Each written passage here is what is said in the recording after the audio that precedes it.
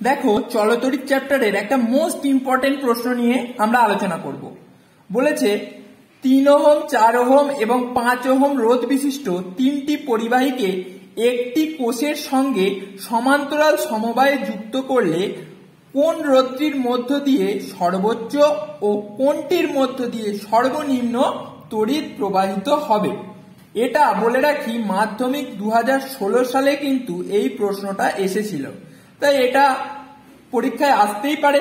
চলো এর কনসেপ্টটাকে আমরা আগে ভালো করে জেনে নিই।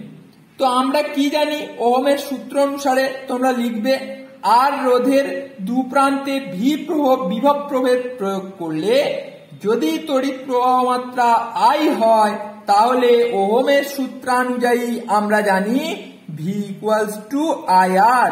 এই কথাটা লিখবে, ভালো করে শুনে নিলে তোমরা খাতায় নোট ডাউন করে নেবে। তাহলে এখান থেকে আমরা আইটাকে বার করে নিতে পারবো। I = তাহলে কি হয়ে যাবে V/R।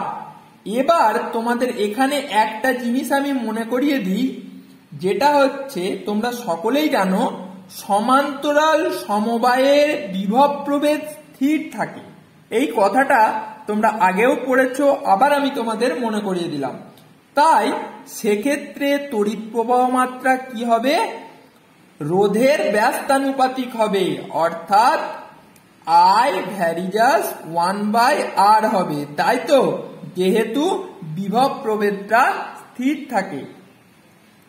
তাহলে এখন তোমরা বলো এই 1/R তাহলে I প্রপোর্শনাল টু, যদি 1 এর জায়গায় 3 বসাও, আচ্ছা I প্রপোর্শনাল টু এই R এর জায়গায় 4 বসাও, আর I প্রপোর্শনাল টু 1/R এর জায়গায় এই 5 ওহমটা বসাও। এবার তোমরা বলো তো, যদি রোধ বাড়ে তাহলে তড়িৎ প্রবাহ মাত্রা তো কমবে, কারণ যেহেতু এদের মধ্যে সমান্তরাল সমবায়ে কি সম্পর্ক, ব্যস্ত সম্পর্ক। তো তাহলে রোধ বাড়লে প্রবাহ মাত্রা কমবে, আর রোধ কমলে তড়িৎ প্রবাহ মাত্রা বাড়বে। তাহলে আমরা এখানে দেখে নিই রোধের মান কোনটার ক্ষেত্রে কম। দেখো যেখানে 3 ওহমের ক্ষেত্রে 1 প্রপোর্শনাল টু 1/3, আর 5 ওহমের ক্ষেত্রে I প্রপোর্শনাল টু 1/5। তাহলে নিশ্চয়ই 3 ওহম রোধের ক্ষেত্রে তড়িৎ প্রবাহিত বেশি হবে, এবং 5 ওহম রোধের ক্ষেত্রে তড়িৎ প্রবাহের মানটা কি হবে, কম হবে।